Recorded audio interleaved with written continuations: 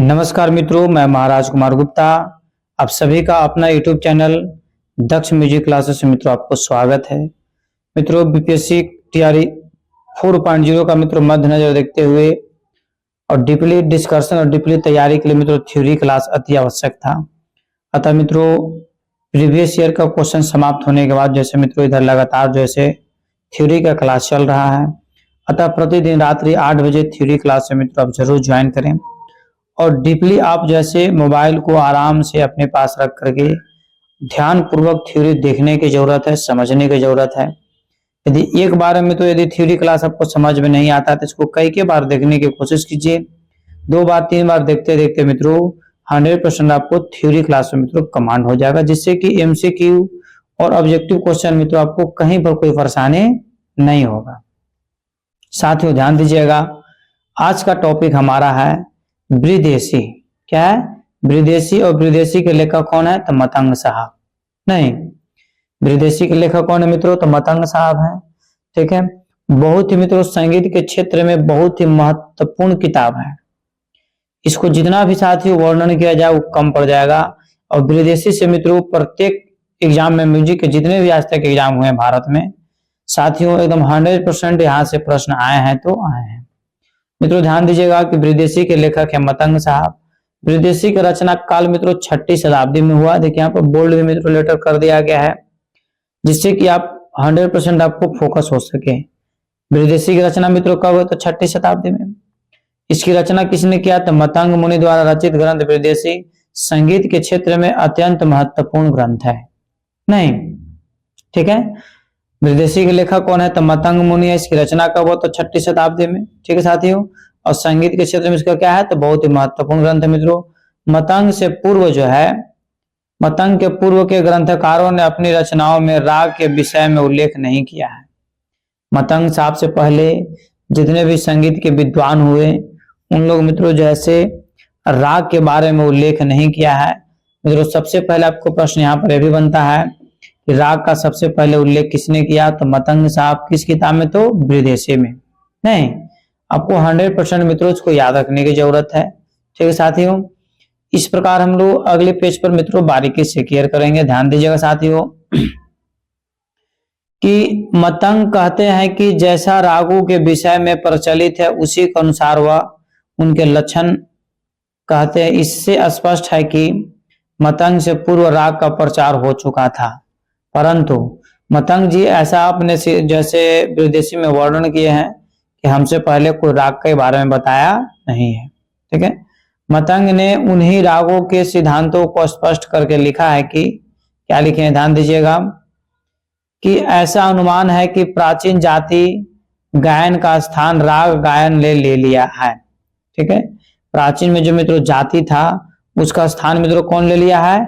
तो मित्रों ध्यान दीजिएगा राग गायन ले लिया है। मित्रों आपको याद रखने की जरूरत है, क्योंकि मित्रों बहुत ही महत्वपूर्ण टॉपिक है। राग की परिभाषा लिखते हुए मतंग साहब ने लिखे हैं कि मतलब मतंग साहब जैसे राग का परिभाषा क्या दिए हैं, ध्यान दीजिएगा। ठीक है, मतंग साहब मित्रों राग की परिभाषा दिए हैं कि स्वरों का ऐसा आकर्षक मेल जो चित्त को प्रसन्नता दे राग कहलाता है। ठीक है, कितना अति सुंदर मित्रों डिफिनेशन दिए हैं कि स्वरों का ऐसा आकर्षक मेल जो चित्त को प्रसन्नता दे मित्रों उसे क्या बोला गया है? तो राग बोला जाता है साथियों। नहीं, राग का यह डिफिनेशन है मित्रों। बीपीएससी टीआरई 1 में यह प्रश्न पूछा हुआ था, ध्यान दीजिएगा कि स्वरों का ऐसा आकर्षक मेल जो चित्त को प्रसन्नता दे वो क्या कहलाता है? ऑप्शन में राग था, नाद था, स्वर था, ठीक है, मूर्छना था। तो मित्रों और इनमें से कोई नहीं भी था और उपयुक्त में से कोई नहीं भी था। तो मित्रों इसका बहुत सारे लड़कन जो है नाद टिक आउट कर दिए थे, जबकि नाद इसका नया आंसर होकर क्या होगा? राग होगा। ठीक है मित्रों, इस तरीका से आपको याद रखना है कि स्वरों को ऐसा आकर्षक मेल जो चित्त को, हमारे मन को, ठीक है, प्रसन्नता दे उसे क्या कहते हैं? राग कहते हैं। नहीं साथियों, आगे ध्यान दीजिएगा बृहदेशी की विशेषता क्या है? मतलब मतंग साहब जो बृहदेशी की रचना की है मित्रों उसकी विशेषता पर बारीकी से क्लियर कीजिएगा। साथियों ध्यान दीजिएगा, पहला विशेषता है कि मतंग के अनुसार जातियों से ग्राम रागों की उत्पत्ति हुई है। मित्रों आपके एग्जाम्स में पूछे जाएंगे कि किस विद्वान ने कहा है कि जातियों से ग्राम की उत्पत्ति हुई है? तो क्या टिक कीजिएगा? मतंग साहब। किस किताब में? तो विदेशी में। ठीक है, इस तरीके से मित्रों आपको याद रखना है कि मतंग साहब के अनुसार जातियों से ग्राम रागों की उत्पत्ति का हुए। ठीक है, श्रुतियों और स्वरों से जाति की उत्पत्ति हुई है। श्रुति और स्वरों से उत्पत्ति, श्रुति और स्वरों की से किसकी उत्पत्ति हुई है? तो जाति की। याद रखने की जरूरत है कि नहीं जरूरत है? ठीक है, मतंग साहब के अनुसार जातियों से ग्राम का निर्माण हुआ है। जातियों से किसका निर्माण हुआ है? ग्राम का। और श्रुति और स्वर मिलकर किसका निर्माण कर दिया? जाति का। ठीक है, तो मित्रों एग्जाम में बहुत ज्यादा कंफ्यूज यहाँ पर होगा, इसको आप जरूर नोट कर लीजिए। ठीक है साथियों, अगले पेज पर बारीकी से खेल कीजिएगा। मतंग साहब जैसे विशेषता में बताए हैं कि मतंग ने जाति गायन के 10 लक्षण बताए हैं। मतंग साहब ने जाति गायन के कितने लक्षण बताए हैं? तो 10 लक्षण बताए हैं। अब मित्रों आपके एग्जाम में पूछे जाएंगे कि मतंग साहब के अनुसार जाति गायन के कितने लक्षण हैं? तो 10 लक्षण हैं। ठीक है, और मित्रों यही 10 लक्षण को मित्रों राग गायन के दक्ष लक्षण स्वीकार किया गया है। नहीं, मतंग साहब ने जाति गायन के 10 लक्षण को ही राग गायन के 10 लक्षण को स्वीकार किए हैं। नहीं, तो मित्रों आपको याद रखना है। ठीक है, इस प्रकार साथियों अगले पेज पर बारीकी से खेल कीजिएगा। अगला पेज आपका है मतंग से पूर्व जातियों के 5 भेद थे। मतंग से पूर्व जातियों के कितने भेद थे? 5 भेद थे। मित्रों बीपीएससी टीआरई थ्योरी में यह प्रश्न पूछा हुआ था कि मतंग साहब के अनुसार, ठीक है मित्रों, पूर्व जातियों के कितने भेद थे? तो मित्रों बहुत सारे लड़के लोग जैसे 3 जाति मारकर निकल गया है, आडो साडो और संपूर्ण, जो कि गलत है। मतंग साहब के अनुसार मित्रों कुल जातियों की संख्या इन्होंने कितने बताए हैं? तो 5 बताए हैं। तो आपको याद रखना है, यदि मतंग साहब के अनुसार मित्रों पूछ देगा तो आपको जातियों का भेद आपको 5 बताना है।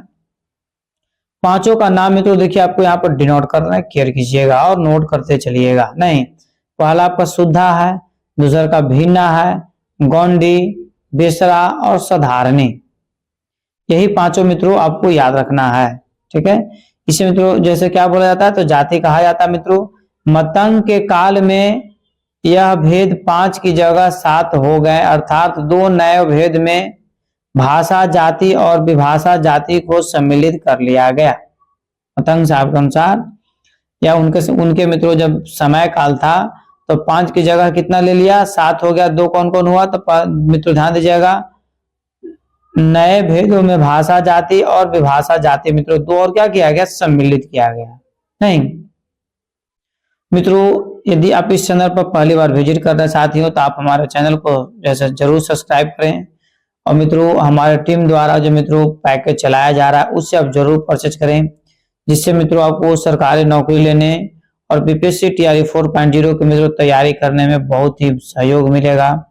अतः साथियों आप प्रतिदिन आप हमारे साथ जरूर क्लास को ज्वाइन करें। ठीक है मित्रों, अगले पेज पर केयर कीजिएगा। अगला पेज आपको मित्रों ध्यान दीजिएगा कि मतंग साहब के अनुसार, ठीक है, इन जातियों में निम्न भेद है। ठीक है, शुद्धा के मित्रों कितने हैं? तो 8 है। भीन में भी 8 है, गौंडी में भी 3 है लक्षण है। ठीक है, बेसरा में कितने लक्षण है? तो 8 है, साधारणी में 7, भाषा में 16 और विभाषा में 12। मित्रों ध्यान दीजिएगा, इसको स्क्रीनशॉट लेकर के नोट किया कीजिए। मित्रों क्लियर कीजिएगा, जाति के 10 लक्षण ग्रह, अंश, न्यास, अपन्यास, अल्पत्व, बहुत्व, सदत्व और औरत्व माने जाते हैं। अभी तो याद रखिएगा, आपको पूछेगा कि मतंग साहब के अनुसार मित्रों जाति के कितने लक्षण बताए गए? तो 10 लक्षण बताए हैं। 10 का नाम मित्रों देखिए आप यहाँ पर आपको हम डिनोट कर दिए हैं। लक्षण क्या है? ग्रह है, अंश है, न्यास है, अपन्यास है, अल्पत्व है, बहुत्व है, सदत्व है और औरत्व माने जाते हैं। नहीं मित्रों, आपको केयर करना है और 100% मित्रों आपको हमारे साथ प्रतिदिन मित्रों हमारे टीम के साथ मित्रों जुड़े रहें। और मित्रों यदि इस चैनल पर पहली बार मित्रों विजिट कर रहे हैं साथियों तो आप मेरे चैनल को जरूर सब्सक्राइब करो। और यदि अभी तक आप बीपीएससी टीआरई 4.0 के लिए पैकेज परचेज नहीं किए हैं तो साथियों आप पैकेज न परचेज कर करके जीवन का सबसे बड़ा गलती कर रहे हैं। अतः मित्रों पैकेज को आप जरूर परचेज कर लें। साथियों अगले पेज पर ध्यान दीजिएगा।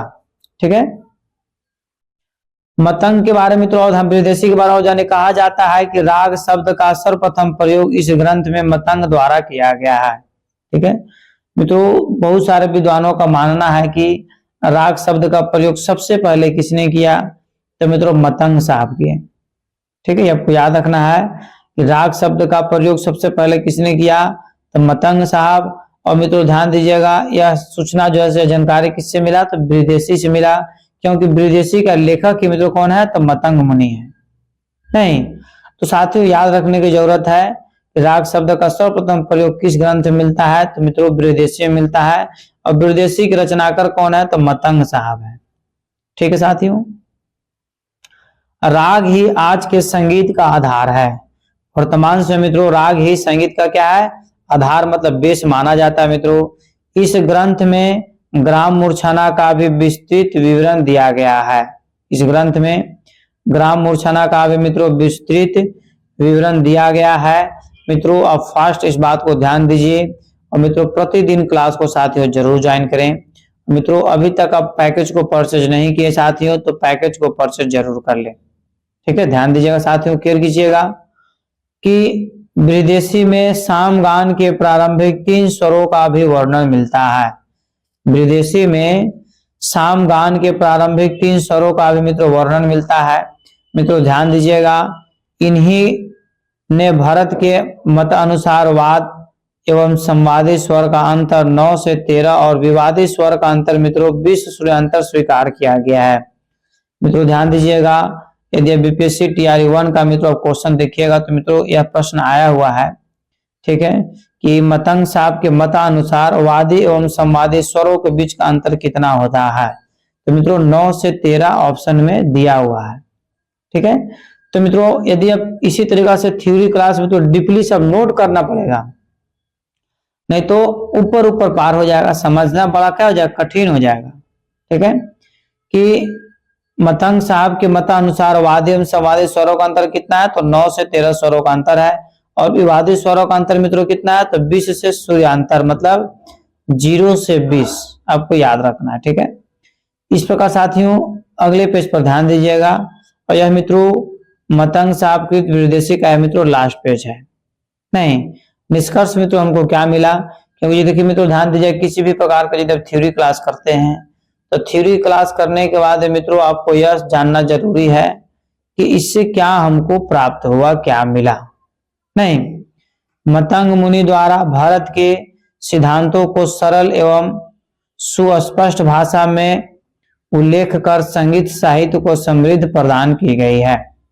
कितना इजी तरीका से मित्रों आपको बताया जा रहा है कि मतंग मुनि द्वारा भारत के सिद्धांतों को सरल एवं सुस्पष्ट भाषा में उल्लेख कर संगीत साहित्य के समृद्धता का प्रदान किया गया। अर्थात कहने के मतलब मित्रों कि भरत साहब को जो मित्रों किताब था, ठीक है, उसको और स्पष्ट रूप से मित्रों समझने के लिए और उसको और सरल बनाने के लिए मतंग साहब किसकी रचना किए, विदेशी की रचना की। अर्थात मित्रों विदेशी में भरत साहब का जो रचना है उस रचना का मित्रों आप जरूर नाम बताइए कि भरत साहब किस किताब को लिखे थे। तो उसको मित्रों सुस्पष्ट करने के लिए जो है यहाँ पर मित्रों आपको जैसे विदेशी की रचना किया। और विदेशी रचना किसने की है, तो मतंग साहब के, जिससे संगीत के क्षेत्र में अतुलनीय योगदान देने वाले मतंग सदैव ही स्मरणीय रहेंगे।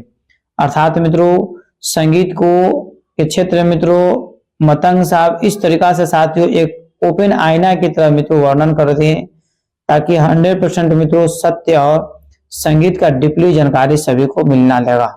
नहीं, इस प्रकार साथियों मतंग कृत विदेशी का रचना मित्रों 6वीं शताब्दी में हुआ था। और मित्रों इसका थ्योरी क्लास साथियों आज यहीं पर समाप्त किया जा रहा है। साथियों यदि इस चैनल पर पहली बार विजिट कर रहे हैं आप हमारे चैनल को सब्सक्राइब करें, लाइक करें, शेयर करें, कमेंट्स करें।